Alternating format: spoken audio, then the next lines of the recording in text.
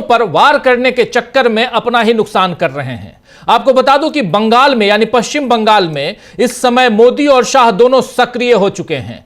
पिछले 3 बार से ममता बनर्जी उन्हें मात देती हुई नजर आई हैं। आप याद कीजिए, 3 चुनाव बीत गए लेकिन बीजेपी वहां अपनी दाल नहीं गला पाई।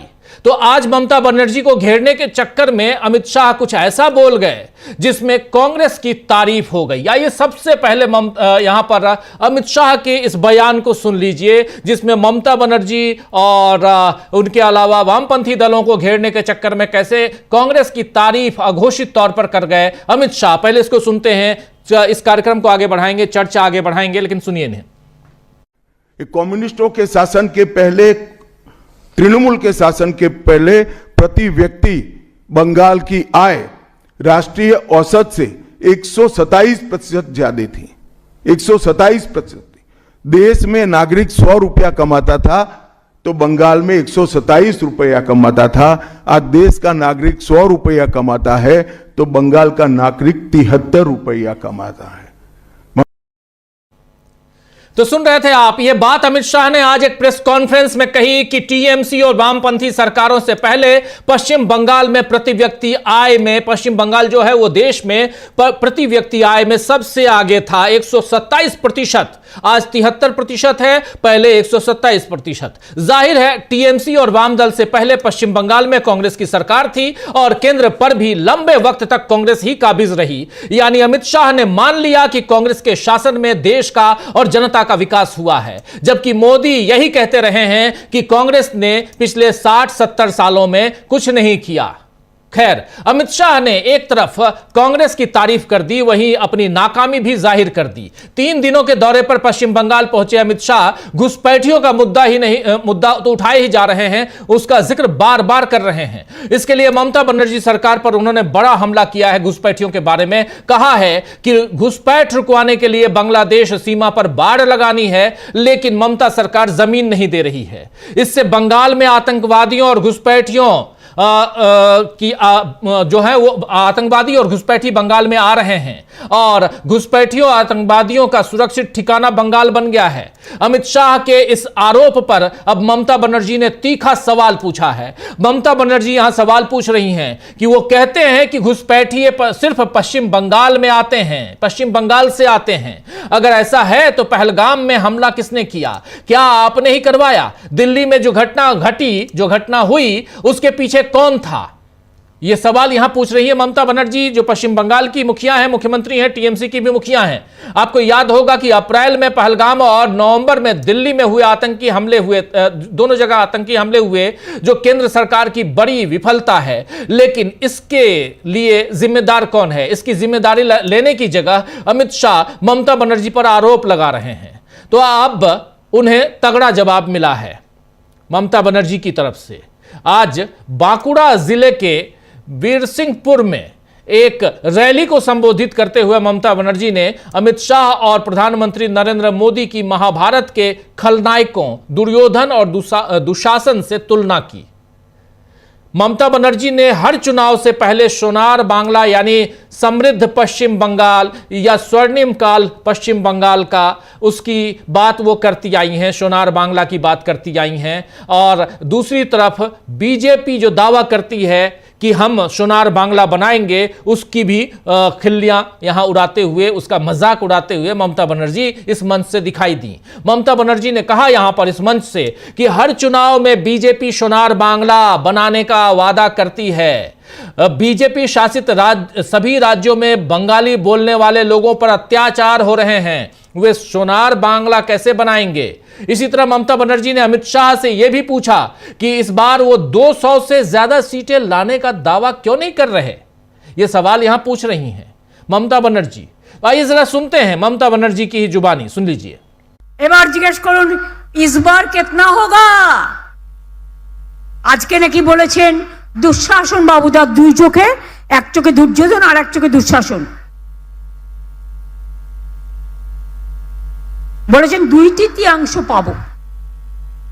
এখন আর বলতে পারছে না ইসবার 200 পার। এবার বলতে হবে এবার তুমি দেশ থেকে বার। বাংলা জিতে তোমাকে দেশ থেকে কি করে তাড়াতে হয়, গণতন্ত্রের মাধ্যমে। বাংলাই পথ দেখাবে, বাংলাই দিশা দেখাবে, বাংলাই সারা ভারতবর্ষ জুড়ে সবাইকে সাহায্য করবে। আমরা ভাঙি তবু মচকাই না, আমরা মাথা উঁচু করে চলি। सुना आपने, ये बार देश ही के पार, यानी इस बार देश से ही बाहर कर देंगे, ये कह रही थी यहां पर ममता बनर्जी। आपको बता दूं कि टीएमसी सांसद डेरेक ओब्रायन ने भी एक पोस्ट लिखकर अमित शाह के जीत के दावों का मजाक उड़ाया है। और अमित शाह ने आज कहा था कि बीजेपी अगले साल पश्चिम बंगाल में होने वाले विधानसभा चुनाव में 2/3 बहुमत से सरकार बनाएगी। इसके बाद टीएमसी सांसद डेरेक ओब्रायन ने एक्स पर जो पोस्ट किया है वो आप सामने देख रहे हैं। कह रहे हैं कि अमित शाह आज बंगाल में हैं, उन्होंने आने वाले चुनाव में सीटों की भविष्यवाणी की है, लेकिन उनका ट्रैक रिकॉर्ड क्या है जरा देखिए। और ये देखिए कहकर एक वीडियो शेयर करते हैं यहां पर अमित शाह का और डेरेक ओब्रायन। जरा उस वीडियो को हम आपके सामने लाना चाहते हैं। उस वीडियो को देखिए कि उसमें क्या कह रहे हैं, क्या दिखाना चाह रहे हैं डेरेक ओब्रायन। देखिए। छत्तीसगढ़ का चुनाव जनादेश जन आशीर्वाद से हमें भरोसा है कि हम चौथी बार सरकार में आएंगे।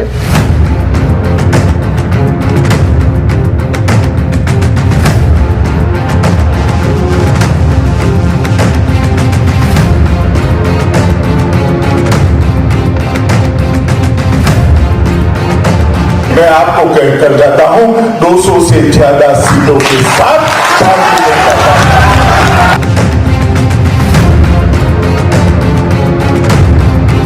400 पार करेंगे क्या?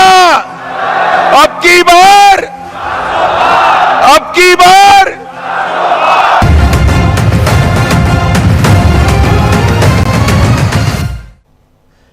तो देखा इस वीडियो में दिख रहा है दोस्तों कि साल 2018 में अमित शाह ने छत्तीसगढ़ विधानसभा चुनाव में दावा किया था कि बीजेपी चौथी बार सरकार में आएगी, मगर पार्टी को 90 सीटों में से सिर्फ 15 सीटें मिली। 2020 में दिल्ली विधानसभा चुनाव में उन्होंने दावा किया था कि उनकी पार्टी दिल्ली में बहुमत से सरकार बनाएगी, मगर बीजेपी को दिल्ली की 70 विधानसभा सीटों में से मात्र 8 सीटें मिली, मात्र 8 सीटें। वहीं 2021 के पश्चिम बंगाल विधानसभा चुनाव में उन्होंने दावा किया था कि अब की बार बीजेपी पश्चिम बंगाल में 200 पार, यानी 200 से ज्यादा सीटें जीतकर सरकार बनाएगी पश्चिम बंगाल में बीजेपी। लेकिन पार्टी को सिर्फ 77 सीटें ही मिली। इसके अलावा 2024 के लोकसभा चुनाव में बीजेपी को 400 पार का नारा दे रहे थे। अब की बार 400 पार का नारा यही अमित शाह, यही नरेंद्र मोदी देते थे, लेकिन बीजेपी को मिली सिर्फ 240 सीटें, जो बहुमत से काफी पीछे हैं। तो ऐसा नहीं है कि हर बार अमित शाह की मर्जी से जीत ही मिले, बल्कि यह वीडियो बता रहा है कि बीजेपी को कई बार हार का सामना भी करना पड़ा है। हालांकि इस बार एसआईआर को लेकर शंका व्यक्त की जा रही है और इसके जरिए बीजेपी अपने लिए जीत का पिछला दरवाजा खोल रही है। अभी उत्तर प्रदेश में ही एसआईआर की पहली सूची की फिर से नई तारीख आ गई है। कल 31 दिसंबर है और कल उत्तर प्रदेश की एसआईआर की पहली लिस्ट, मसौदा लिस्ट आने वाली थी। मतदाताओं की पहली सूची आने वाली थी, ड्राफ्टेड लिस्ट जिसको कहते हैं, वो आने वाली थी, लेकिन उसकी तारीख बढ़ा दी गई, अब 6 जनवरी को आएगी। और उत्तर प्रदेश राज्य के मुख्य निर्वाचन अधिकारी ने बताया है कि 6 जनवरी को पहला ड्राफ्ट आएगा, पहली लिस्ट आएगी। यह बार बार का बदलाव बता रहा है कि चुनाव आयोग की पहले से पूरी तैयारी नहीं है। विपक्ष भी यही कह रहा है कि पूरा समय लेकर यह काम हो, हड़बड़ी में ना हो, लेकिन ज्ञानेश कुमार किसी की दलील नहीं सुन रहे हैं। इस बीच बीएलओज की मौतों का सिलसिला भी नहीं रुक रहा है। एसआईआर को लेकर अजीब किस्म की जिद बीजेपी और चुनाव आयोग दिखा रही है, और जिससे लगता है कि दाल में कुछ काला नहीं है, बल्कि पूरी की पूरी दाल ही काली है। खैर, इस काली दाल से क्या हर बार विपक्ष का जायका खराब होगा या बीजेपी भी कभी इसका शिकार होगी, यह देखना होगा। और इन सब के बीच जब बात होती है दो चीजों की, यानी घुसपैठियों की और फिर एसआईआर की, तो क्यों बीजेपी में हाहाकार मच जाता है? इस पर चर्चा करेंगे कि क्या इस बार अमित शाह की रणनीति के भरोसे रहकर मात खाएगी बीजेपी? क्या घुसपैठियों से लेकर एसआईआर तक के मुद्दे बीजेपी को नुकसान में डालेंगे? इन तमाम तमाम मसलों पर आइए अब चर्चा की शुरुआत करते हैं। हमारे साथ कुछ वरिष्ठ साथी जुड़े हुए हैं, उनसे पहले आपका परिचय करवाता हूं, फिर आगे बढ़ते हैं। साल के आखिरी 2 दिन, साल का आखिरी सेकेंड लास्ट कहें तो न्यूज पॉइंट, इसके बाद कल आखिरी और उसके बाद नए साल का आगाज, और उन सब के बीच आज इस चर्चा में ये भी समझेंगे, ये भी इस पर भी थोड़ा सा प्रकाश डालने की कोशिश करेंगे कि ये साल सियासी तौर पर कैसा रहा। हमारे साथ 4 वरिष्ठ साथी जुड़े हुए हैं। अनिल सिन्हा जी हमारे साथ जुड़े हुए हैं, शकील अख्तर जी हमारे साथ जुड़े हुए हैं, प्रफुल्ल कोलख्यान जी जुड़े हुए हैं सीधे कोलकाता से, और अमलेंदु उपाध्याय जी जुड़े हुए हैं इधर दिल्ली से। आप तमाम साथियों का स्वागत इस्तकबाल है। स्वागत इस्तकबाल आप तमाम दोस्त साथी शुभचिंतक आप सबका भी, जो अब तक जुड़ चुके हैं उनका भी, जो जुड़ने वाले हैं उनका भी। सीधे आना चाहता हूं पहले प्रफुल्ल जी आपके पास ही, कोलकाता की बात हम कर रहे हैं, जरा आपसे शुरुआत करना चाहता हूं। अमित शाह का दौरा और लगातार आप देखिए साल का आखिरी वक्त, सब इस इंतजार में है कि नया साल पहले अच्छे से मना लें, धूमधाम से आगाज कर लें, उसका स्वागत कर लें नए साल का, और उसके बाद हम चुनावी सफर में दौड़ें। लेकिन उससे पहले यहां पर अमित शाह का डेरा डालना, जो वहां पर बैठे हुए रहे और वो पश्चिम बंगाल में घुसपैठियों और SIR की बात कर रहे हैं, साथ साथ वो ममता बनर्जी पर सीधा हमला बोल रहे हैं, ममता बनर्जी भी हमला बोल रही हैं। क्या कुछ चल रहा है ग्राउंड जीरो पे प्रफुल्ल जी? साथियों को नमस्कार। अमित शाह 3 दिन की यात्रा पर यहाँ आए हैं। कल से यात्रा शुरू हुई है, आज दूसरा दिन है, कल भी रहेंगे शायद। क्या पता यहीं पर साल का पहला दिन मनाए, 2026 का पहला दिन यहीं से शुरू करें। मंसूबे बड़े हैं, मनोरथ बड़े हैं और स्ट्रेटेजी बड़ी है। उन्हें इन लोगों को झूठ बोलने से कभी कोई परहेज तो रहता नहीं है, और लगातार वादे कर रहे हैं। उन्होंने दिखला दिया कि किस प्रकार से वादे कुछ करते हैं, होता कुछ है।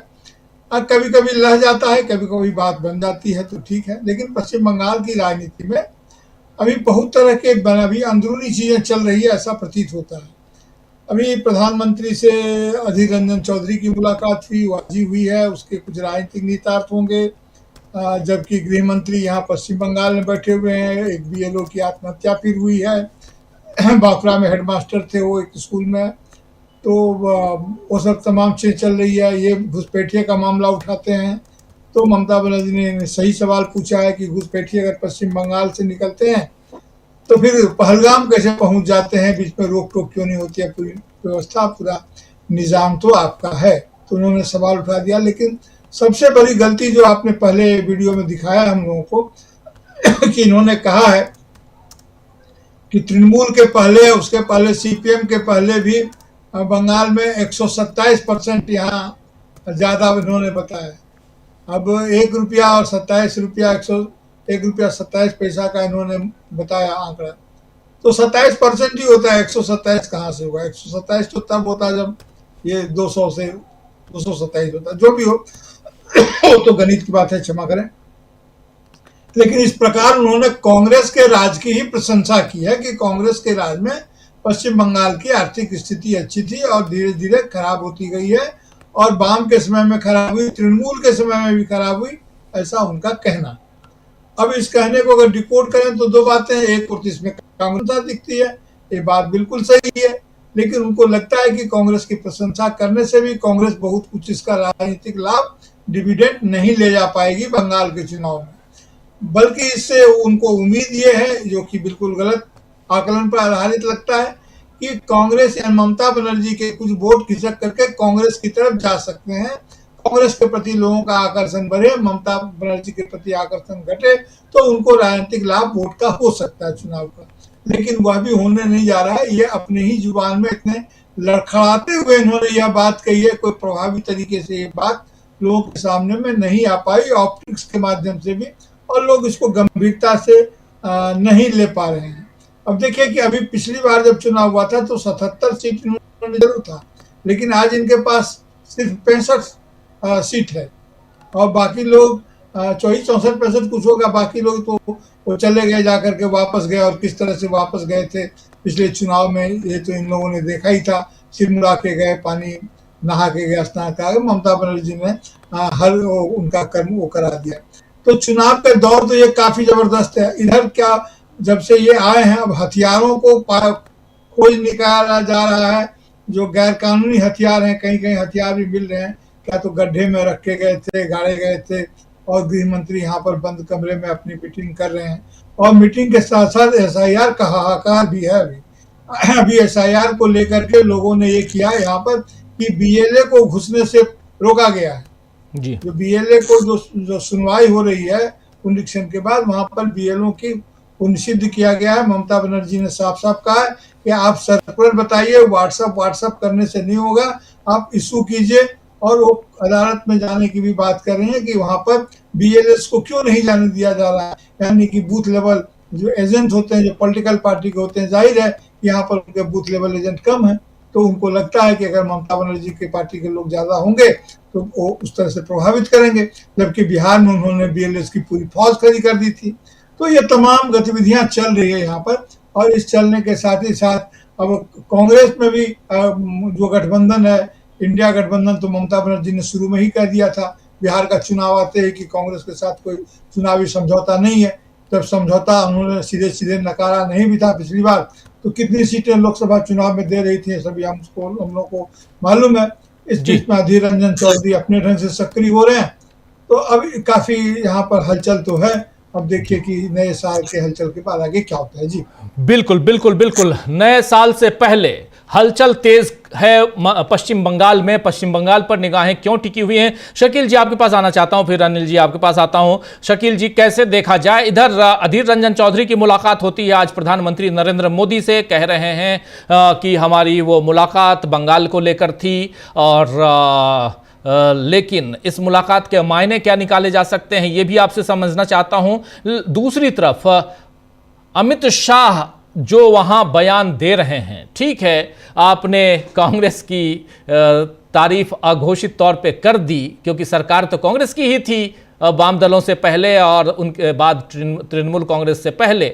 तो क्या आप कांग्रेस को अघोषित तौर पर वहां आगे बढ़ाने की कोशिश कर रहे हैं? क्या है इसके क्या सियासी मायने निकाले जा सकते हैं ये भी समझें। और दूसरी तरफ दहाड़ते हुई जो ममता बनर्जी दिखाई दे रही हैं, और एक बात यहां साफ साफ, तीन बातें उन्होंने ममता बनर्जी ने कही। एक तो ये कि अब की बार ये 200 पार का नारा नहीं लगा रहे हैं। दूसरी बार कह रही हैं कि पश्चिम बंगाल से हम पहले इनको खदेड़ेंगे और उसके बाद दिल्ली से भी खदेड़ेंगे, यानी देश की कुर्सी पर जो बैठे हैं प्रधानमंत्री, उनको उस कुर्सी से भी हटाएंगे। ये तीन सेंटेंस कितना मायने रखते हैं आज की तारीख में पश्चिम बंगाल को लेके? शकील जी। जी, सबसे पहली बात तो ये कि ममता बनर्जी अपनी इस बात पे कायम रहें तो अच्छा है कि बंगाल के बाद वो देश से भी उन्हें खदेड़ेंगी। ये एक अच्छी बात है, लेकिन सवाल ये है कि पश्चिम जीतने के बाद क्या वो इंडिया गठबंधन या नहीं लगेंगी? उन्हें लगना चाहिए, क्योंकि वो जो है यहाँ जीत भी जाएं तो भी उन्हें परेशान करना जो है लगातार जारी रहेगा जब तक जो है मोदी और अमित शाह वहाँ हैं। दूसरी बात जो सबसे है कि अमित शाह ने जो आज कहा है कि ममता बनर्जी और आपकी आवाज कट रही है शकील जी। व्यक्ति आए इतनी शकील जी आपकी आवाज व्यक्ति आए इतनी ज्यादा थी, प्रति व्यक्ति आए इतनी ज्यादा थी। आ रही है जी? आ रही व्यक्ति आए थी और आज इतनी कम हो गई है। इसका सीधा वही है जो आप बता रहे हैं कि वो वहां थोड़ा कांग्रेस को मजबूत करना चाह रहे हैं ताकि कांग्रेस जो है ममता बनर्जी वोट काट खुद लड़ने में। शकील जी माफी चाहूंगा, शकील जी रिकनेक्ट कर लीजिए, माफी चाहूंगा आपका। शकील जी रिकनेक्ट कर लीजिए प्लीज, क्योंकि आपका वीडियो डाउन हो रहा है। तब तक जल्दी से पहले अमलेंदु जी आपके पास, फिर अनिल जी के पास आता हूं। अमलेंदु जी, आप इसको कैसे देखते हैं? क्या इस बयान से, अमित शाह के इस बयान से, यहां दो, एक अमित शाह का बयान और इसी सवाल के साथ अनिल जी के पास भी आता हूं। एक तो ये कि क्या अमित शाह का बयान जो है वो कहीं ना कहीं कांग्रेस को वहां मजबूत करने के लिए है, और दूसरा ममता बनर्जी की जो तीन सेंटेंसेस हैं, जो उनके जो बयान के जो तीन लाइनें हैं, उसके क्या मायने रखे जाएं कि हम पहले आपको, पहली बात कि आप 200 पार का नारा नहीं लगा रहे हैं, दूसरी बात हम पश्चिम बंगाल में आप उसे खदेड़ेंगे, तीसरी बात हम देश से खदेड़ेंगे। बिल्कुल राजीव जी, देखिए जो अमित शाह जी आज जाकर बोले हैं बंगाल में और जिस तरीके से उन्होंने अपना बात रखी है, उससे एक बात तो साफ समझ में आ रही है कि अमित शाह जी अब काफ़ी ज़्यादा घबराए हुए हैं। ये साफ तौर पर समझ में आ रहा है, और इतने ज़्यादा घबराए हुए दिखाई पड़ रहे हैं अमित शाह जी कि वो, जैसा ममता बनर्जी भी कह रही है कि इस बार उन्होंने नहीं कहा कि 200 पार का नारा देंगे, अब की बार 200 पार क्यों इस बार नारा नहीं दे रहे हैं। तो अमित शाह जी भूल रहे हैं इस बार ये नारा देना, अब की बार 200 पार।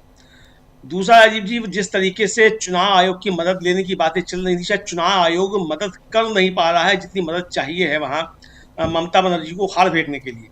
उसमें चुनाव आयोग जो है शायद उतना सफल नहीं हो पा रहा है जितनी उससे आशा की गई थी वो काम करेगा। इसमें बिहार में कामयाब रहा चुनाव आयोग, तो लगता यह था कि जिस तरीके से बिहार में कामयाब रहा उस तरीके से बंगाल में भी कामयाब रहेगा। लेकिन अमित शाह जी ने अभी से जाके मोर्चा संभाल दिया राजीव जी। अगर 4 महीना पहले से और 3 दिन की एक तरह से कहा जाए उस पर वो वहाँ डटे हुए हैं बंगाल में, तो ये साफ तौर पर समझा सकता है कि अभी लग रहा है कि ज्ञानेश कुमार जी जो है ज़्यादा मददगार साबित नहीं हो पा रहे हैं। तमाम SIR प्रक्रिया, उसमें भी नाम काटना, उसके बाद फिर माइक्रो ऑब्जर्वर नियुक्त करना, सारी चीज़ें होने के बाद तो घबराहट जो है अमित शाह जी की वो साफ तौर पर आज दिखाई पड़ रही थी, और ये ममता बनर्जी भी कह रही हैं। अब जिस तरीके से ममता बनर्जी को निशाना बनाने के लिए साहब कांग्रेस के समय में अच्छा था, अमित शाह भी ये बात जानते हैं राजीव जी कि अमित शाह के कह देने भर से कि साहब कांग्रेस के समय में अच्छा था, कांग्रेस वहां जो है वो बहुत आगे नहीं बढ़ जाएगी। ऐसा नहीं है कि अमित शाह जी की बढ़ाने से बढ़ जाएगी। अब कांग्रेस का जो अपना आधार है वो रहेगा, जो उसका अपना पॉकेट है वो उसका रहेगा, जो उसका काम है वहां वो रहेगा, लेकिन अमित शाह जी के बढ़ाने से नहीं बढ़ जाएगी। और अमित शाह जी के बढ़ाने से बढ़ जाती कांग्रेस तो भाजपा को ही बढ़ा लेते अमित शाह जी। लेकिन वो निशाना जो साधना चाहते हैं ममता बनर्जी के ऊपर और कम्युनिस्टों के ऊपर जो साधना चाहते थे निशाना, उस निशाना साधने के चक्कर में राष्ट्र, उन्हें ये मालूम नहीं था कि राष्ट्रीय स्तर पर भी ये बात चली जाएगी। जबकि वो जानते हैं अच्छे तरीके से, आज आप किसी गांव में बैठकर भी कोई बात कहिए तो आज भी पूरी दुनिया सुन लेती है, क्योंकि ये इंटरनेट का दौर है। तो आप अगर बंगाल में बैठकर इस कॉन्फ्रेंस में बंगाल के संदर्भ में कोई बात कहेंगे तो बंगाल के संदर्भ में बात भले ही ना ली जाए, लेकिन दूसरे संदर्भों में पूरे देश में जरूर ले ली जाएगी। और आज राजीव जी पूरा सोशल मीडिया जो है वो इससे पटा पड़ा है कि अमित शाह जी जो है वो तारीफ कर रहे हैं कांग्रेस की, तो मजबूरी में आ गए मोदी जी को इसका मतलब वो गलत साबित करना है अमित शाह जी। तो अब इसको तो राजीव जी पूरे देश में इसी संदर्भ में लिया जा रहा है। अब अमित शाह जी को ने जो कहा बंगाल उसको कितना समझेगा वो तो पता नहीं, लेकिन देश ही समझ रहा है कि मोदी जी को अमित शाह जी अब गलत साबित करने पर तुल गए हैं, और कांग्रेस मुक्त भारत की बात मोदी जी भले करते रहे, अमित शाह जी नहीं कर रहे हैं। ये संदेश राजीव जी एक साफ तौर पर जो देश भर में जा रहा है ये लग रहा है। अब ये अमित शाह जी से धोखे से गलती हो गई राजीव जी, गलती से मिस्टेक हो गया। जैसे अमित शाह जी इंटर के बाद हाई स्कूल करा देते हैं तो गलती से मिस्टेक हो गया होगा ये, लेकिन ये गलती से मिस्टेक का मामला राजीव जी लगता नहीं है। बहुत सोच समझ कर उन्होंने कहा होगा, लेकिन इस पर ध्यान नहीं गया होगा कि इसका दूसरी जगह भी फायदा लोग उठा सकते हैं। बहरहाल राजीव जी, हर राज्य में भारतीय जनता पार्टी की अपनी रणनीति होती है। अब यहाँ घुसपैठियों की बात कर रहे हैं अमित शाह जी, और राजीव जी मैंने सुबह भी ये बात कही थी ब्रेकिंग में कि ये 78 सालों में पहली ऐसी सरकार है जो अपनी नाकामियों का ढोल खुद पीटती है और अपनी नाकामियों पर कहती है कि हम नाकारा हैं, हमारी पॉलिसी बिल्कुल बेकार है, हम बिल्कुल एकदम नाकामयाब साबित हुए और हमारी नाकामियों पे हमको वोट दे दो। मतलब ऐसा राजीव जी दुनिया के इतिहास में कभी नहीं हुआ कि कोई सरकार जो है वो अपनी नाकामियों का ढोल खुद पीटे और कहे कि इन नाकामियों की वजह से ही हमको वोट दे दो।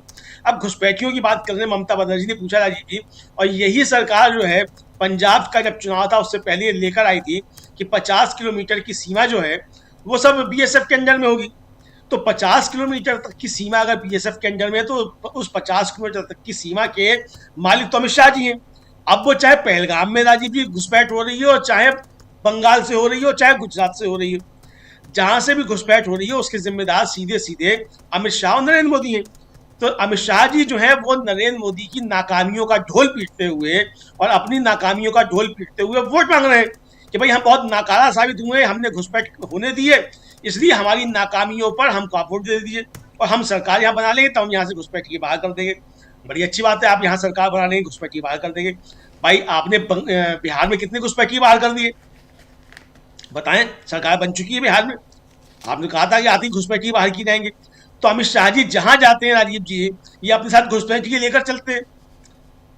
जी, झारखंड गए थे तो वहां घुसपैठिए लेकर गए थे, बिहार गए तो वहां घुसपैठिए लेके गए, महाराष्ट्र गए वहां घुसपैठिए लेके गए, हरियाणा गए वहां घुसपैठिए लेके गए, दिल्ली में भी घुसपैठिए लेके गए, अभी घुसपैठिए लेके जो है बंगाल पहुंच गए। लेकिन ये असम क्यों नहीं जा रहे हैं घुसपैठ के लेकर राजीव जी, जहां घुसपैठियों का मसला सबसे ज्यादा है? असम में आके घुसपैठियों की बात नहीं कर रहे हैं कि वहां से भी घुसपैठियों को बाहर निकाल करेंगे।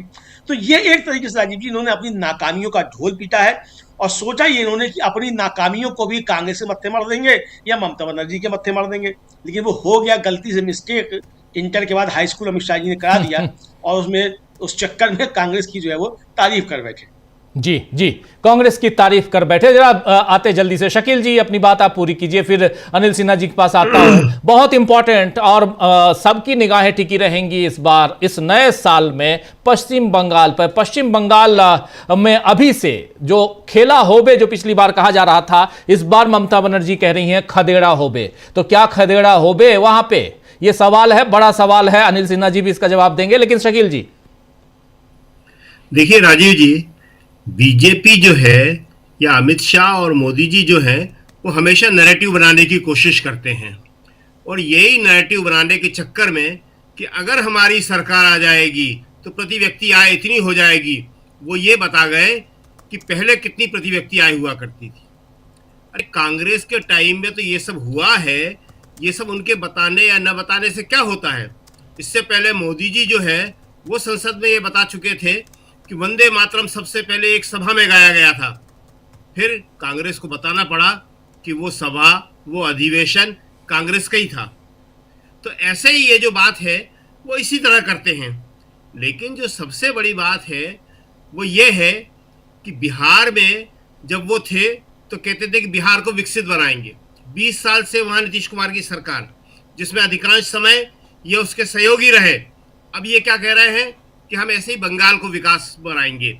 इसी तरह ये यूपी में कहते हैं, दिल्ली में कहते हैं, सब जगह कहते हैं। एक नैरेटिव बनाना, आदमी के दिमाग में ये बात घुसा देना कि जो कुछ कर सकते हैं हम ही करेंगे, लेकिन अब ये जो है संभव नहीं दिखता है।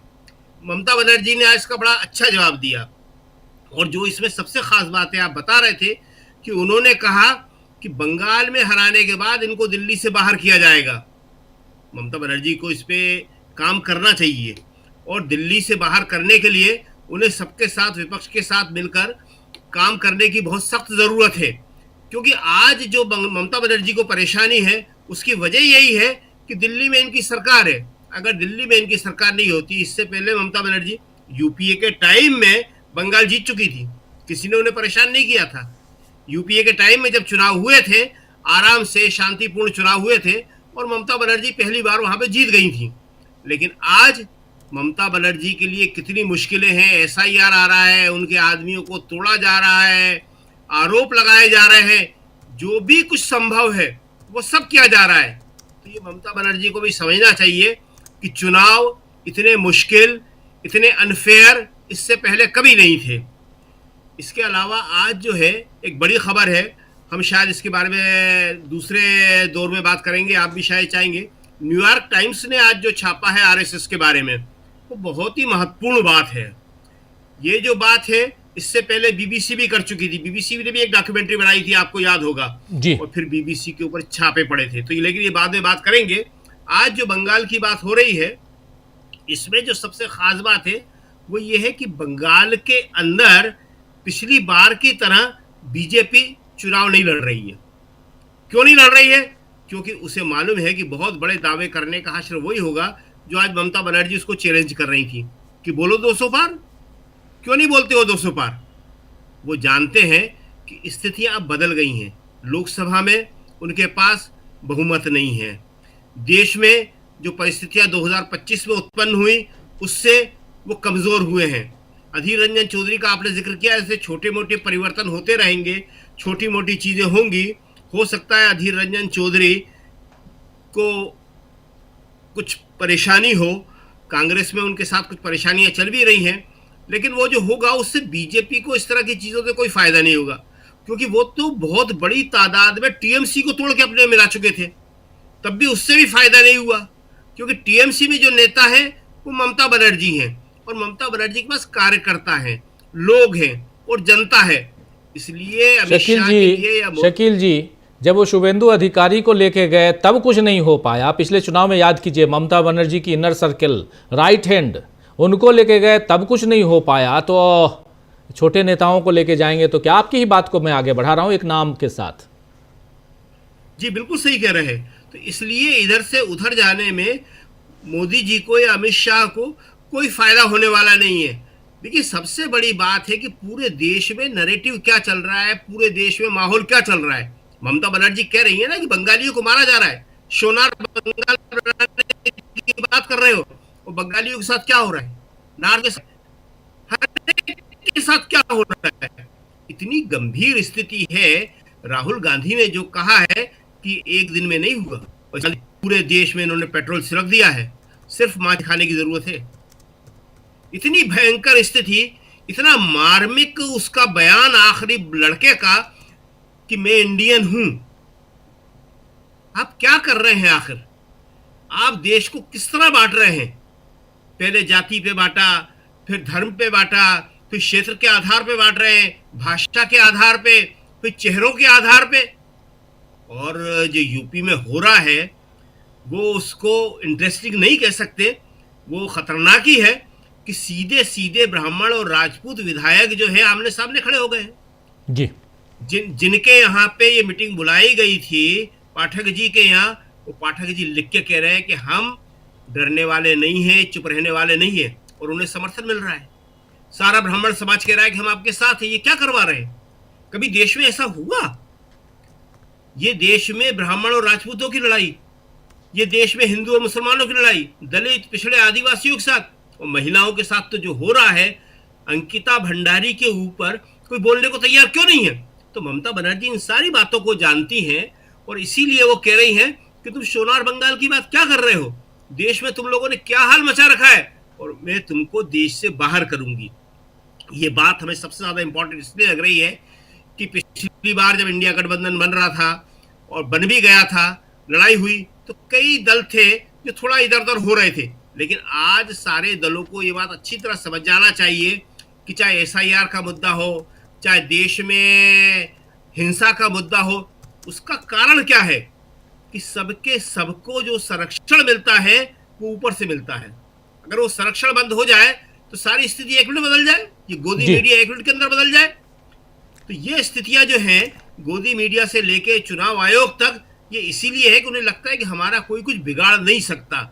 और ममता बनर्जी अगर ये कहती हैं, ये मैसेज चला जाएगा कि बंगाल के बाद देश से, तो यही मैसेज पूरे देश में पहुंचाया जाना चाहिए। जी राजीव जी। जी बिल्कुल बिल्कुल, आप सही कह रहे हैं। हमारे साथ प्रशांत टंडन जी भी जुड़ गए। प्रशांत जी, आपका स्वागत है इस कार्यक्रम में। आना चाहता हूं अनिल जी आपके पास। अनिल जी, कैसे आप देखते हैं पश्चिम बंगाल, बहुत महत्वपूर्ण चुनाव सामने है, नया साल अब आने वाला, नए साल का आगाज है, लेकिन साल जाते जाते सियासी तौर पर बहुत कुछ देकर, बहुत कुछ लेकर, और इन सब के बीच अगर देखिए, हालांकि अभी रिकैप करने की कोशिश कर रहे थे शकील जी हमारे साथी, और उन्होंने बहुत शानदार ढंग से कुछ कुछ मुद्दों को यहां रखा है। हम लोग इस चर्चा में आगे और बढ़ेंगे और रिकैप भी करेंगे कि इस साल में सियासी तौर पर क्या कुछ रहा। लेकिन जब 3 दिवसीय यात्रा पे अमित शाह पहुंचे हुए हैं, बिल्कुल डेरा डाले हुए हैं वहां पे कोलकाता में, तब ममता बनर्जी जो गरज रही हैं उसके क्या मायने निकाले जाएं, जरा ये आपसे समझना चाहता हूं।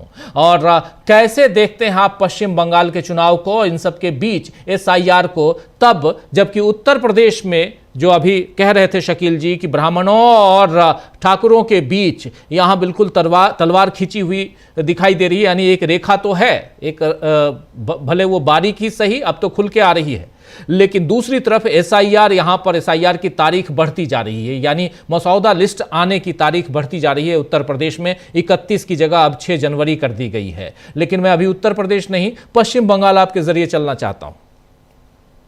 देखिए, ये ममता बनर्जी के बारे में मतलब मुझको बहुत कॉन्फिडेंस नहीं है कि ममता बनर्जी कोई बहुत बड़ा चैलेंज मोदी के लिए प्लेस करना चाहती हैं। वो उनको रिटेन करने की कोशिश कर रही है पश्चिम बंगाल को, और वो रिटेन करने की कोशिश इस बार के बारे में मेरा थोड़ा डाउट है। डाउट ये है कि जिस तरह से SIR हुआ है, उसको जिस तरह से उनको लेना चाहिए था इंडिया गठबंधन के सारे एलाइज को लेकर के एक साथ, और पूरा देश भर में एक नेशनल लेवल की डिबेट और नेशनल लेवल का अटैक करना चाहिए था, वो उन्होंने अपने को वहीं तक लिमिट किया। और वो फिर ओल्ड टैक्टिक्स, वो दोनों ओल्ड टैक्टिक्स में है, लेकिन इनके पास वेपन ज्यादा है। ओल्ड टैक्टिक्स ये है कि बंगाली सब नेशनलिज्म जिसको आप या नेशनलिज्म जो भी कहिए, उसके मुकाबले एक जो है हिंदू नेशनलिज्म का है। ये जो मतलब इंडियन नेशनलिज्म कह नहीं सकते, ये तो हिंदू नेशनलिज्म है। तो उसका वो नैरेटिव लेकर के आए हैं। एक आइडियोलॉजिकल फाइट है बंगाल में, एक सब नेशनलिज्म वर्सेस जो हिंदू नेशनलिज्म है ये का। लेकिन उसको संभाल पाएंगी ममता बनर्जी अभी के कंटेक्स्ट में, मुझको डाउट लगता है। रिपीटेडली इलेक्शंस आफ्टर इलेक्शंस उन्होंने जो ये मशीनरी है उससे जीत लिया है चुनाव को। और ममता बनर्जी अटैक करती है कांग्रेस पे। जब भी हरियाणा इलेक्शन हुआ, महाराष्ट्र इलेक्शन हुआ, बिहार इलेक्शन डिफीट के बाद कांग्रेस को अटैक करती है। ये जो सेफ गेम खेल रही है टू अपने को बचाने के लिए, ईडी और बाकी जो उनके अटैक्स हैं, इंस्टीट्यूशनल अटैक्स हैं, उसके लिए बहुत कॉम्प्रोमाइज्ड है लीडरशिप इसकी। हम लोगों को सच बोलना चाहिए। लोगों को हम भ्रम में रखेंगे, काम नहीं चलेगा। एक नेशनल लेवल की फाइट की जरूरत है बीजेपी के खिलाफ। ममता बनर्जी उसको सबोटेज करती हैं। और वो जो है ये बंगाली और ये सब जो उनका ये है, दिस टाइम हमको लग रहा है कि उनका चलेगा नहीं। 58 लाख या कितना, मैं अभी 58 लाख 20,000 58 लाख लोगों को निकाल दिया। कौन सा स्ट्रीट पर आ रही है? और वही रेटोरिक ये वाला ऐसे बंगला और वैसे बंगला, ये सब है। ये बंगला कुछ काम नहीं आएगा। उन्होंने उनके स्टाफ को साइड कर दिया और खुद सेंट्रलाइज्ड ढंग से डिलीट कर दिया है नेम। ये तो आ गया सामने। लेकिन कौन सा स्ट्रीट पर आ रही है टीएमसी का? अभी बंगाल में एक यूनाइटेड, उस मामले में राहुल गांधी का देखिए, उनका स्टेक नहीं था बिहार में उतना, आरजेडी का था। लेकिन वोट चोरी के ये को उन्होंने जो उसकी इलेक्शन मशीनरी है करप्ट, ये क्या कहते हैं, ये क्या कहते हैं, जो मतलब बहुत ही रूथलेस टाइप की बीजेपी की, उसको अटैक किया। और इंस्टीट्यूशनल जो ये फेलियर्स हैं उसको सामने लाया। और उससे निपटने के लिए बराबर जो है चेंजेस कर रहा है एसआईआर में खुद ही ईसीआई, ताकि और ज्यादा ढंग से लोगों के नाम काट सके। लेकिन उसका वो इशू नहीं है। और वो सोच रही है क्या ये वही हालत है। और यहाँ जो अधीर रंजन चौधरी मिला है वो भी ऐसा ही है कि वो कांग्रेस जो है ममता बनर्जी के खिलाफ जो इस्तेमाल करना चाहिए था अधीर रंजन चौधरी का, वो नहीं कर पाई। अल्टीमेटली वो जो है कर रहे हैं। और ये जो अमित शाह वाला भी देख रहा हूं, एक कैलकुलेटेड, ये ऐसा नहीं है कि वो कांग्रेस की तारीफ कर रहे हैं। वो कांग्रेस वर्सेस टीएमसी डिबेट उठाना चाहते थे और उन्होंने इसके जरिए उठाया कि कांग्रेस के बेहतर था। इसका मतलब कांग्रेस के जो वर्कर्स हैं या जो कांग्रेस लोग एसर्ट करें टीएमसी के खिलाफ कि देखिए हमारी तारीफ तो वो भी कर रहे हैं। तो वो मतलब कि लेफ्ट और कांग्रेस का जो टीएमसी से अपोजिशन है उसका इस्तेमाल करना चाहते हैं, एक ट्रायंगुलर ये क्या कहते हैं बना करके पोजीशन, जो आपको बिहार में बहुत टैसिटली किया कि नीतीश और क्या कहते हैं बीजेपी में तफरका है। और एक तरह का माहौल भी बन गया कि आरजेडी और जेडीयू साथ आ सकती है। और इस तरह से उनको ये किया, मतलब नुकसान कर दिया पूरा इंडिया अलायंस का। तो ये एक स्ट्रेटेजिक मूव है। इसको ये मत कहिए कि वो जो है कोई स्लिप हो गया है। मैं नहीं मानता कि कोई स्लिप है। वो एकदम कैलकुलेटेड मूव है कांग्रेस और लेफ्ट को उनके खिलाफ खड़ा करने के लिए, और उनके बीच में कुछ ना होने पाए। और ऐसे भी ममता बनर्जी इस स्ट्रेटजी पर खुद भी काम करती है कि कांग्रेस और लेफ्ट को अलग रखना है, क्योंकि उनके पास कोई कंटेंट नहीं है, कोई विजन नहीं है, न बंगाल के लिए न ये के लिए कोई विजन नहीं है, कुछ भी नहीं है, सिर्फ रेटोरिक पे। और वो जो है फेलियर्स जो थे लेफ्ट गवर्नमेंट का जो इतना साल का इनकम्बेंसी था उसी पर लगातार खेल नहीं है। उन्होंने बीजेपी को वहां आरएसएस को एस्टेब्लिश किया। अभी 1 to 1 अभी अब देखिए कि यही दोनों स्पेस ले लिया है। ये कितना खतरनाक है देश के लिए। वो मतलब जिसको आप कहते हैं कि बहुत ज्यादा डिससर्विस जो है अपोजिशन काउज का और जो इंडियन आइडिया ऑफ इंडिया है उसका किया है। और इसको नोट करना चाहिए, यही हाल अभी शरद पवार का है। ये सारे लोग इंडिया अलायंस को आइडियोलॉजिकली वीक करना चाहते हैं। वो एक अडानी के साथ ये करके करना चाहते हैं, और इनका भी अडानी के साथ बहुत बढ़िया रिश्ता है। तो ये एक पॉलिटिक्स एक अलग लेवल की चल रही है। इसको हम लोगों को ये क्या कहते हैं सुपरफिशियली या इस तरह से मतलब हमको लग रहा है सब्जेक्टिव ढंग से देखने की जरूरत नहीं है। हम लोगों को अच्छा लगता है कि ममता बनर्जी खड़ी हो, इसके कौन सा मूवमेंट 5 साल में बीजेपी और मोदी के खिलाफ पूरे देश भर में जो भी मूवमेंट हुआ उसको उन्होंने सबोटेज ही किया। उसके खिलाफ कोई भी जो एक यूनाइटेड फ्रंट होना चाहिए था। इंडिया अलायंस भी अपने फायदे के लिए कोशिश की उन्होंने, लेकिन उसको कौन सा स्ट्रेंथन किया। ये जो अरेंजमेंट है बीजेपी वहां लोकसभा वाला, उसको आप मत समझिए कि ग्राउंड पर वो लोग लागू करना चाहते हैं। वो तो ऐसे भी अगर अपोजिशन अगर नहीं करेंगे मोदी के खिलाफ दिखेंगे नहीं कम से कम, तो वो लोग सर्वाइव ही नहीं करेंगे। ये तो एक पॉलिटिकल स्ट्रेटजी है, लेकिन इसका आउटकम क्या है?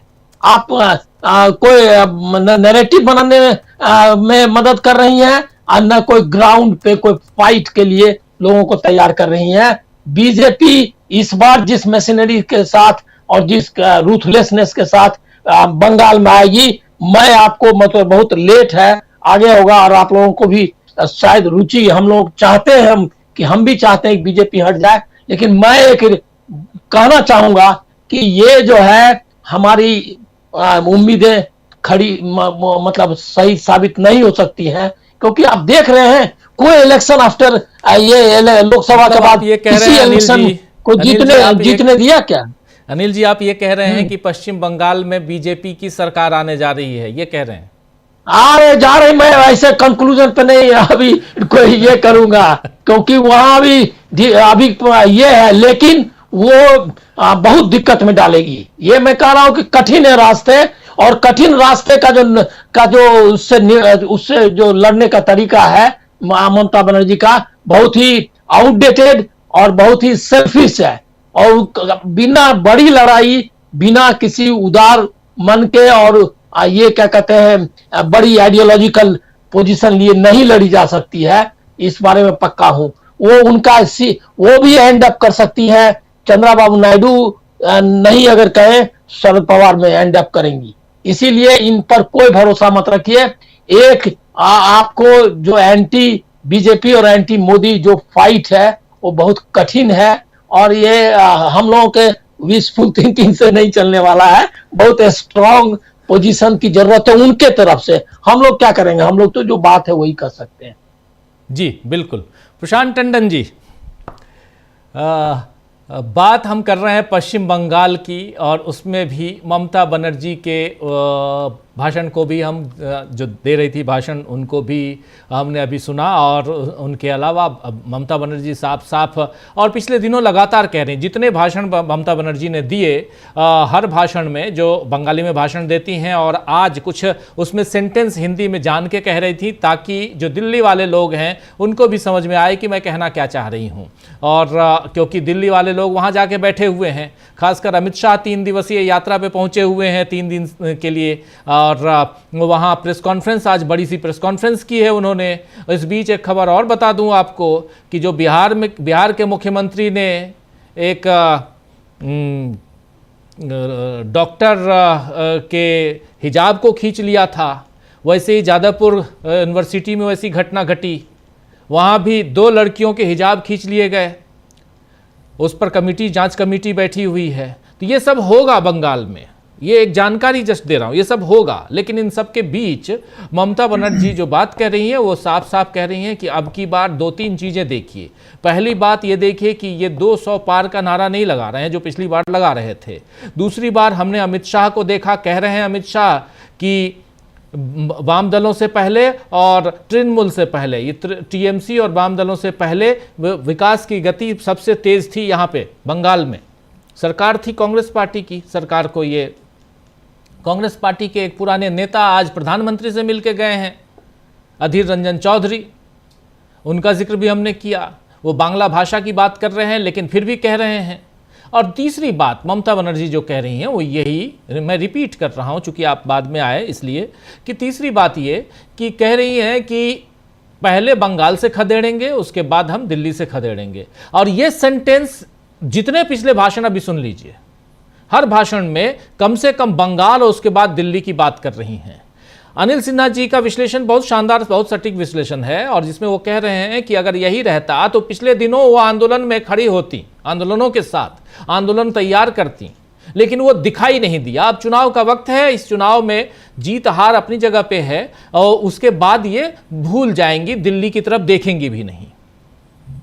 इन सब के बीच देश दुनिया में बहुत कुछ चल रहा है। एक अखबार न्यूयॉर्क टाइम्स का जिक्र कर रहे थे हमारे साथी शकील अख्तर जी, बड़ा सा फ्रंट पेज पे आरएसएस के बारे में खबर छपी है। आपने बताया भी था, अभी कल ही बताया था आपने, और उससे पहले एक अखबार ने और छापा। ये सब भी चल रहा है। चल क्या रहा है बंगाल में, चल क्या रहा है देश में, और बंगाल और देश से लेते हुए दुनिया में क्या कुछ चल रहा है? देखिए, न्यूयॉर्क टाइम्स वाली खबर पर मैं सेकेंड राउंड में आऊँगा, उसमें भी एक पेज है।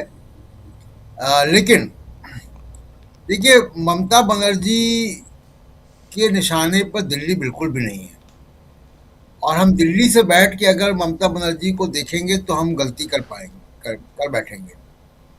ममता बनर्जी के दिमाग में, ममता बनर्जी की पॉलिटिक्स में राष्ट्रीय परिदृश्य है ही नहीं। वो सिर्फ और सिर्फ बंगाल को बचाना अभी चाहती है। तीसरी बार वो बचाने, इस 2 बार की मुख्यमंत्री है, चौथी बार वो कंटेस्ट कर रही, 2011 से मुख्यमंत्री है। तो उनकी प्रायोरिटी बंगाल है, पहली बात। दूसरी बात कि अगर हम कोई बाई इलेक्शन होते हैं, उसमें अगर हम कोई इंडिकेशन माने तो बहुत हाल फिलहाल का पिछले साल का ही एक इलेक्शन हुआ कालीगंज का, जो तृणमूल कांग्रेस की स्ट्रांग होल्ड है, मुस्लिम मेजॉरिटी सीट है। 50,000 से तृणमूल कांग्रेस जीती, जीतना ही था उसको। लेकिन जो उसमें खबर है वो ये है कि बीजेपी की हार का मार्जिन 4,000 बढ़ गया, और यानी बीजेपी को पिछली बार से जितने विधानसभा में वोट मिले थे उससे 4,000 कम वोट मिले उसी सीट पर। तो यानी ममता बनर्जी की पकड़ जो है बंगाल में अभी है, उसको हम नकार नहीं सकते। अब जरा 2021 के चुनाव पे चलिए, जो अनिल सिन्हा जी बात कर रहे थे, बंगाली अस्मिता और राष्ट्रीय नेशनलिज्म की बात, और उसमें ममता बनर्जी का अपर हैंड है। बांग्ला स्पीकिंग है, मोदी अमित शाह बांग्ला नहीं बोल सकते, बांग्ला आइडेंटिटी है। महिला वोटर, जिसकी बड़ी चर्चा बिहार में हुई और सब जगह होती है, महिला वोटर में ममता बनर्जी खुद महिला है, उनसे आप क्या मुकाबला करेंगे वहां पे। अब एक पिछले चुनाव में आप चलते हैं, 2021 के चुनाव में, और बंगाली अस्मिता का एक आपको सैंपल देता हूं। दो काम हुए थे। नरेंद्र मोदी जी ने रविन्द्रनाथ टैगोर की तरह की दाढ़ी बढ़ा ली थी कोविड-19 के समय वो चुनाव हो रहे थे 2021। तो मोदी जी ने जो रंग रूप अपना बनाया था वो बंगाल इलेक्शन के लिए गुरुदेव रविन्द्रनाथ टैगोर जैसा बना लिया था, प्रभावित करने के लिए बंगाली को। देखिए, हम भी रविन्द्रनाथ टैगोर जैसे दिख रहे हैं, यही कर सकते हैं, इससे आगे वो कर नहीं सकते थे। लेकिन उसका नतीजा क्या हुआ, अभी प्रफुल्ल जी ने बताया कि कितने सीटें आई थी, कितनी बची हुई है। दूसरा एक और आपको एग्जांपल देता हूं। आखिरी फेज में अमित शाह के ही रोड शो के दौरान ईश्वर चंद्र विद्यासागर की मूर्ति खंडित हो गई थी। एक भीड़ वहां घुसी और अफरा तफरी हुई और मूर्ति खंडित हो गई जी। अमित शाह के रोड शो के दौरान ही हो गया। उस फेज में 35 सीटों पर चुनाव हुआ था, 35 में 0 बीजेपी हो गई, एक भी सीट नहीं मिली उस 35 में से। यानी बंगाली अस्मिता जहां गई आई, वहां ईश्वर चंद्र विद्यासागर की मूर्ति खंडित होने के बाद इसको ममता बनर्जी ने बड़ा इशू बनाया और वो साफ हो गई बीजेपी वहां से। तो बंगाली अस्मिता में, बंगाल की अस्मिता के चुनाव को लेकर अगर जाएंगे तो गलतियां करेंगे। एक और बात लेफ्ट और कांग्रेस की और ममता बनर्जी के इंडिया अलायंस इन सब की बात भी होती है। देखिए, बीजेपी भी चाहेगी ये कि इंडिया अलायंस वहां पे एक साथ चुनाव लड़े। जी बिल्कुल। ममता बनर्जी 3 बार की मुख्यमंत्री हैं, उनके शासन की एंटी इनकम्बेंसी होगी ही होगी, स्थानीय विधायकों की होगी, अधिकारियों की होगी, मुख्यमंत्री की खुद की भी होगी। कई सारी घटनाएं ऐसी हुई हैं, चाहे वो रेप की घटना हुई है मेडिकल कॉलेज में, उसकी तमाम सारी ऐसी घटनाएं हुई, तो एंटी इनकम्बेंसी तो वहां है। उस एंटी इनकम्बेंसी का फायदा केवल बीजेपी को मिले, बीजेपी भी चाहेगी कि मतदाता के सामने दूसरा विकल्प ना हो। कांग्रेस और लेफ्ट अगर तृणमूल कांग्रेस के साथ मिलकर चुनाव नहीं लड़ेंगे तो जो तृणमूल कांग्रेस की एंटी इनकम्बेंसी वाला जो वोट है वो कांग्रेस और लेफ्ट को भी जाएगा और वहां बीजेपी को नुकसान होगा। तो ये मोटा मोटा जो एनालिसिस अभी है उस पे आधारित है। और एक सबसे महत्वपूर्ण बात जो हो रही है राष्ट्रीय स्तर पे, वो ये कि ध्रुवीकरण की राजनीति का ग्राफ नीचे जा रहा है। और जरा उस पे आऊं मैं, एक आखिरी बात ये भी कह दूं कि अभी आपने सुनाया अमित शाह जी कह रहे थे कि बंगाल का per capita income. Amit Shah से पूछिए कि जरा उत्तर प्रदेश का भी तो बता दें, वहां भी तो डबल इंजन सरकार है। राज्य और यूनियन टेरिटरी मिला के 33 हैं, 33 33 में 32वां नंबर है उत्तर प्रदेश का पर कैपिटा इनकम में, नीचे से दूसरा। जी तो जरा अपने राज्यों की तो बताएं ना कि वहां पे उन्होंने उत्तर प्रदेश में क्या किया। बड़े हाई प्रोफाइल मुख्यमंत्री हैं, बुलडोजर पर खड़े हुए हैं वो तो बुलडोजर से पर कैपिटा इनकम नहीं बढ़ पा रही क्या? डबल इंजन की सरकार है और डबल इंजन के साथ साथ मैं कहूंगा कि 2-3 इंजन और भी लगे रहते हैं। गवर्नर भी उन्हीं का है, मुख्यमंत्री भी उन्हीं का है, इलेक्शन कमीशन भी उन्हीं का है, फिर भी पर कैपिटा इनकम नहीं बढ़ पा रही है। अब जो बात है कि राष्ट्रीय स्तर पर ध्रुवीकरण की राजनीति का ग्राफ नीचे जा रहा है, हिंदू मुसलमान की पॉलिटिक्स का सूरज अस्त हो रहा है और इसके साफ प्रमाण दिख रहे हैं। और वो प्रमाण 2025 के जाते जाते बहुत स्पष्ट तौर पर दिखाई दे रहे हैं। और अगर ये नहीं होता, हिंदू मुसलमान की पॉलिटिक्स का जो असर है वो कम नहीं हो रहा होता या उसका ग्राफ नीचे नहीं जा रहा होता, उस पर समाज में अब उतनी ध्रुवीकरण का स्कोप नहीं बचा है, तो ये 2 बातें हुई अरावली को लेकर और दूसरा जो कल फैसले हुए 2 सुप्रीम कोर्ट से जो स्टे हुआ, जो सीबीआई ने अपील की उन्नाव रेप केस में, वो दोनों बातें जो है वो नहीं होती, सीबीआई अपील नहीं करती। अभी तक आप देखिए कि कितना घमंड था कि उसको उन्होंने बीजेपी से निकाला नहीं, बड़े समय तक वो रहा कुलदीप सिंह सेंगर को, क्योंकि तब हिंदू मुसलमान पॉलिटिक्स चल रही थी, अपने चरम पे थी। तब इनकी एरोगेंस चलती थी कि मैंने ये फैसला कर लिया है, जनता को मानना है माने, ना मानना हो ना माने, हम तो हिंदू मुसलमान करके सब निपटा देंगे। कोविड का मामला हो, नोटबंदी का मामला हो, बहुत एरोगेंस के साथ ये। लेकिन अब छोटे छोटे फैसलों पर यू टर्न हो रहा है। तो यू टर्न इसीलिए हो रहा है कि हिंदू मुसलमान की पॉलिटिक्स नीचे जा रही है। तो बंगाल का दुर्ग अभी, बावजूद इसके मैं कहूंगा कि SIR में घपले किए हैं, अभी बहुत मुश्किल है। अभी बहुत मुश्किल है, सही कह रहे हैं। आता हूं फिर से प्रफुल्ल जी आपके पास। हमारे तमाम साथियों की आप बात सुन रहे थे। बंगाल में चूंकि आप हैं, क्या दिख रहा है आपको? जरा आप बड़ी ईमानदारी से बताइए। देखिए सर, ईमानदारी की बात तो ये है कि हम जब विश्लेषण करते हैं तो क्लासिकल और प्रैक्टिकल दोनों स्केल को एक साथ अलग अलग गुटों पर नहीं लागू कर सकते। एक स्केल अपनाना होगा, या तो क्लासिकल अपनाए या प्रैक्टिकल अपनाए। मैं प्रैक्टिकल पर ही सच्चाई की अगर तलाश करता हूँ तो जो अनिल सर बोले और प्रशांत सर बोले, ये बहुत ही इम्पोर्टेंट इसलिए बोले कि आज के बंगाल की राजनीति को ये समझने में मदद मिल रही है। देखिए, बंगाल की राजनीति हमेशा केंद्र से तनाव के रूप में चली। जब कभी भी नहीं हुआ था तो 1967 में जब संवित सरकार का दौर आने लगा था, तभी बांग्ला कांग्रेस बोल के एक कांग्रेस हुआ था, अजय मुखर्जी जिसके मुख्यमंत्री थे, आपको याद होगा। मैं फिर इतिहास में जाने की गलती नहीं कर रहा हूँ, लेकिन सिर्फ संदर्भ दे रहा हूँ कि अजय मुखर्जी जिसके हुआ करते थे और ज्योति बसु जिसमें डिप्टी सीएम हुए थे। तो उस समय से कांग्रेस हो या कोई भी दल हो, अगर वो क्षेत्रीय अस्मिता इसको बोलते हैं या सब नेशनलिटी बोलते हैं या बांग्ला बोलते हैं, उस बांग्ला अस्मिता के साथ उसको अपना एक अपनी अलग पहचान चाहिए, जो केंद्र से अलग चाहिए, जो केंद्र के वशीभूत होकर न हो।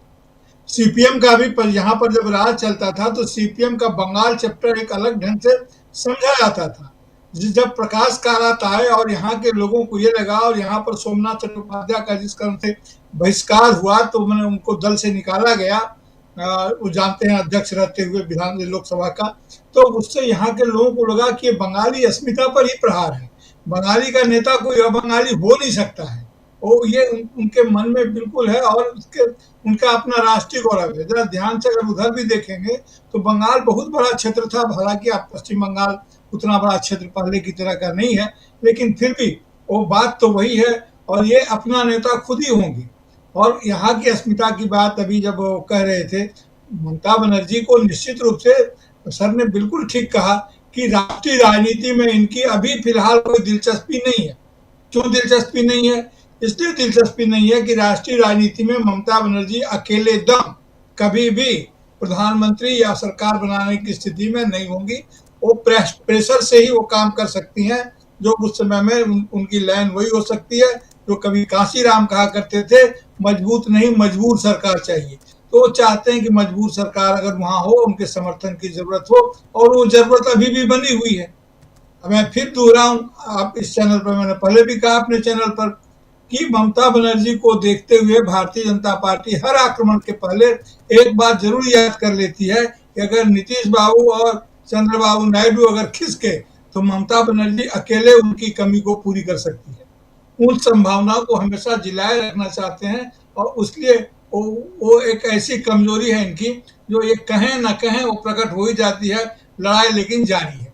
ऐसी स्थिति में आज मुझे लगता है कि ठीक ही कह रहे थे कि पोलराइजेशन नहीं चल रहा है, लेकिन खतरनाक बात सर ये दिख रहा है कि पोलराइजेशन जहां समाप्त हो जाता है वहीं से रेडिकलाइजेशन शुरू होता है। तो अब भारतीय जनता पार्टी की राजनीति रेडिकलाइजेशन की तरफ आगे बढ़ रही है, और जिसका अभी न्यूयॉर्क टाइम्स और दूसरी जगह की रिपोर्टों की बात हम लोग शायद करेंगे, आज नहीं तो कल करेंगे, बाद में करेंगे, लेकिन ये सारी रिपोर्टें ढंग से आ रही है। तो अब इनकम्बेंसी की जहां तक बात है कि एंटी इनकम्बेंसी का कुछ न कुछ प्रभाव होगा, मैं ये मानता हूँ, सिर्फ ममता बनर्जी का ही नहीं, इस समय में जो भी इनकम्बेंट फोर्स है, जो भी सरकार में है, तो इनकम्बेंट फोर्स के अगेंस्ट जाने के लिए जो राजनीतिक साहस चाहिए वो राजनीतिक दलों में कम है, और जनता में ऐसी आशा की कोई किरण नहीं है कि वो इनकम्बेंट के खिलाफ, इनकम्बेंट के विरुद्ध जाकर के कोई नए एक्सेस की तलाश करे, कहीं नई जगह पर अपनी आशा की तलाश करे। इसलिए पश्चिम बंगाल की राजनीति में अभी कुछ कहना, जैसा अनिल सर बताया, लेकिन खतरे तो जरूर है। पिछली बार जिस ढंग से 27% का उछाल लेकर के ये गए थे और 10 से 38 हो गए थे, और उसमें प्रशांत किशोर की कोई कारीगरी नहीं थी। उसमें चूंकि लेफ्ट अपने आप को ही तोड़ रहा था, लेफ्ट अपने ही मलबे को उठा रहा था, वो सारा का सारा मलबा इनके जिम्मे चला गया। अब इस चुनाव में अगर देखने की कोई बात होगी, हालांकि संगठन नहीं है, संभावना नहीं है, लेकिन फिर भी कंटेंट तो है। लेफ्ट के साथ एक यही बात हो सकती है कि लेफ्ट क्या अपने वोटर को, जो पिछली बार जो ये संदेश गया था, कहीं किसी जिस कोने से गया हो, मेरा ख्याल है कि लेफ्ट के ही कोने से गया था कि इस बार राम, फिर अगले बार वाम, तो अगला बार आ गया है। लेफ्ट अपने पारंपरिक वोटर को रिकॉल कर पाता है कि नहीं कर पाता है, लोग फिर लौटते हैं कि नहीं लौटते हैं। क्यों? इसलिए कि कांग्रेस का और लेफ्ट का स्वाभाविक गठबंधन होना चाहिए यहाँ, क्योंकि ममता बनर्जी जब सत्ता में आई थी तो कांग्रेस के साथ सरकार बनाई थी, कांग्रेस के साथ चुनाव लड़के आई थी, और वो तब जब कांग्रेस और लेफ्ट का गठबंधन टूट गया था यूपीए के दौरान, तो जिसमें परमाणु के मामले पर, तो अब उस समय में ये सरकार में आई, धीरे धीरे उखा गई। ऐसा नहीं कि कांग्रेस में आज नेता नहीं है, अकेले अधीर रंजन चौधरी दिखते हैं, लेकिन कांग्रेस में यहाँ नेता हैं, अभी भी ईमानदार नेता है, प्रदीप भट्टाचार्य जी हैं, अकबर है, दूसरे तरह तरह के लोग हैं, अगर खोजेंगे कांग्रेस के लोग तो मिल जाएंगे।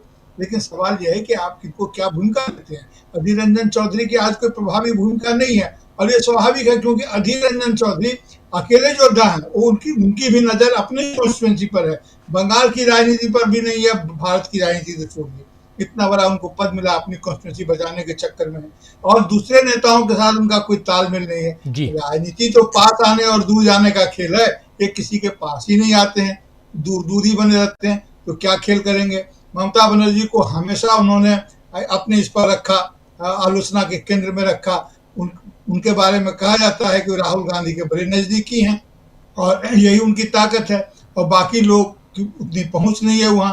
तो कुल मिलाकर के स्थिति यह है कि उनकी पूरी कोशिश होगी कि ममता बनर्जी का जो वोट परसेंटेज है वो भी पिछली बार 3% बढ़ा था, उनका तो 27% बढ़ा था। ये चाहते हैं, वाम ये चाहेगी, कांग्रेस ये चाहेंगे कि कुछ वोट रिकॉल हो, और रिकॉल होकर के वोट आता है। मतलब तो आपका कहना है प्रफुल्ल जी, आपका कहना है कि वाम दल और कांग्रेस साथ साथ चुनाव लड़ें, एक साथ आ जाएं? जी जी, वो तो नहीं आ रहे हैं इनका, वो यहाँ पर एक साथ आ जाए, क्योंकि ममता बनर्जी तो अलग हो ही चुकी है, ममता बनर्जी तो अलग हो ही चुकी है इंडिया गठबंधन। तो बिहार का रिजल्ट निकलते उन्होंने कह दिया था कांग्रेस से कोई चुनावी समझौता नहीं है जी। नहीं, इंडिया गठबंधन एक चीज देखिए, हम विश्लेषकों को 2-3 चीजें ध्यान रखनी चाहिए। एक बात ये कि एक बार नहीं कई बार इंडिया गठबंधन के कई नेता ये खुल के कह चुके हैं कि इंडिया गठबंधन 2024 के लोकसभा चुनाव के लिए था, और इसलिए आप ये उम्मीद मत कीजिए कि हर चुनाव में, लोकल चुनाव में भी हम, यानी विधानसभा चुनाव में भी हम साथ साथ लड़ेंगे।